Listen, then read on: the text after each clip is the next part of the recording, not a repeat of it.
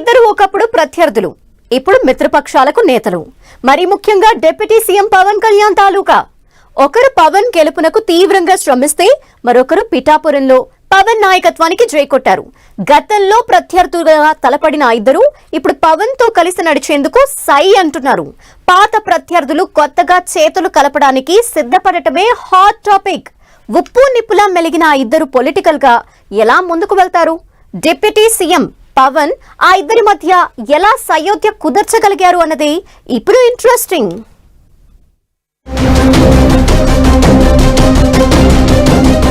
చేతులు కలపనున్న ప్రత్యర్థులు, పిఠాపురంలో కొత్త రాజకీయం.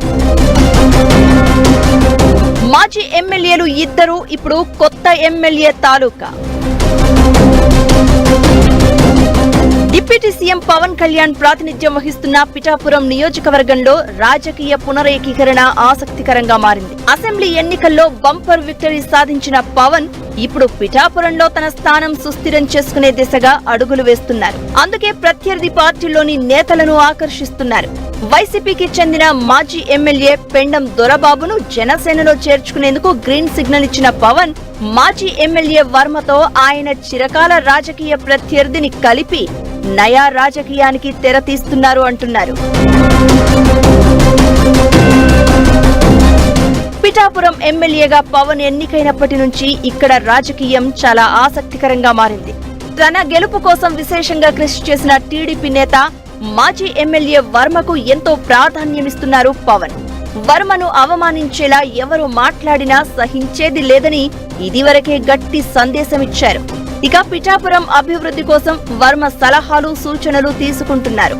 వర్మ కూడా పవన్ నాయకత్వానికి మద్దతుగా పవన్ కు వెన్నుదన్నుగా నిలుస్తున్నారు.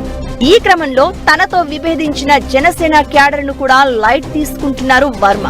ఇక ఇప్పుడు పవన్ సూచనతో 2 దశాబ్దాలుగా రాజకీయ యుద్ధం చేస్తున్న మాజీ ఎమ్మెల్యే పెండం దొరబాబుతోనూ చేతులు కలిపేందుకు వర్మ సిద్ధమవడమే గోదావరి తీరంలో ఆసక్తి రేపుతోంది.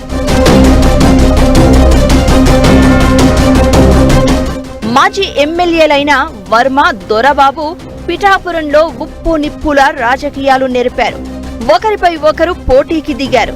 2004లో తొలిసారి ఎమ్మెల్యేగా గెలిచారు దొరబాబు. 2014లో దొరబాబుపై ఇండిపెండెంట్ గా పోటీ చేసిన వర్మ భారీ విక్టరీ సాధించారు.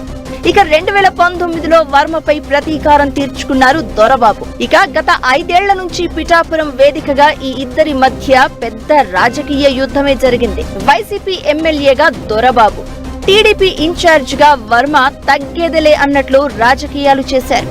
అయితే అనూహ్యంగా ఈ ఇద్దరికి ఆయా పార్టీల నుంచి ఎమ్మెల్యేలుగా పోటీ చేసే అవకాశం రాలేదు.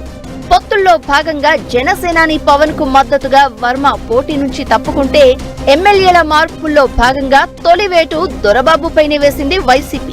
5 ఏళ్లు ఎమ్మెల్యేగా పనిచేసిన తనను పక్కన పెట్టడాన్ని జీర్ణించుకోలేని దొరబాబు ఎన్నికల ముందే వైసీపీని వీడతారనే ప్రచారం జరిగింది. ఇక ఎన్నికల అనంతరం మారిన రాజకీయ పరిణామాలతో జనసేనలో చేరేందుకు సిద్ధమయ్యారు దొరబాబు.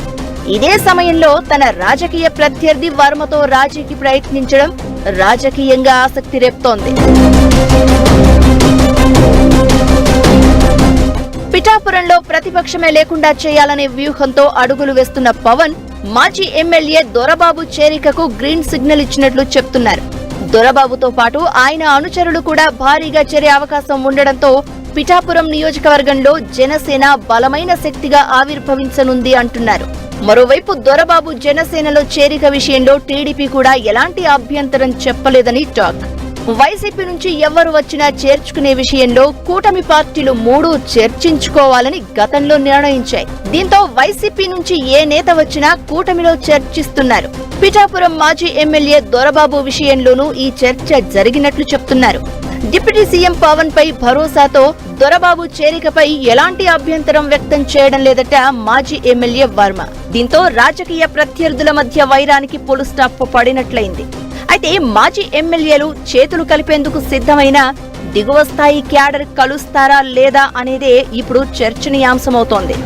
జనసేనలో చేరేందుకు సిద్ధమైన దొరబాబు తనకు ఏ పదవులు అవసరం లేదని ప్రకటించారు. ఇదే సమయంలో వర్మకు రాష్ట్ర స్థాయి పదవి ఇస్తామని CM Chandrababu deputy CM Pawan ఇప్పటికే హామీ ఇచ్చారు. ఈ పరిస్థితుల్లో పిఠాపురంలో బడా నేతలు అంతా ఎలా ముందుకు వెళ్తారన్నదే ఆసక్తికరంగా మారింది.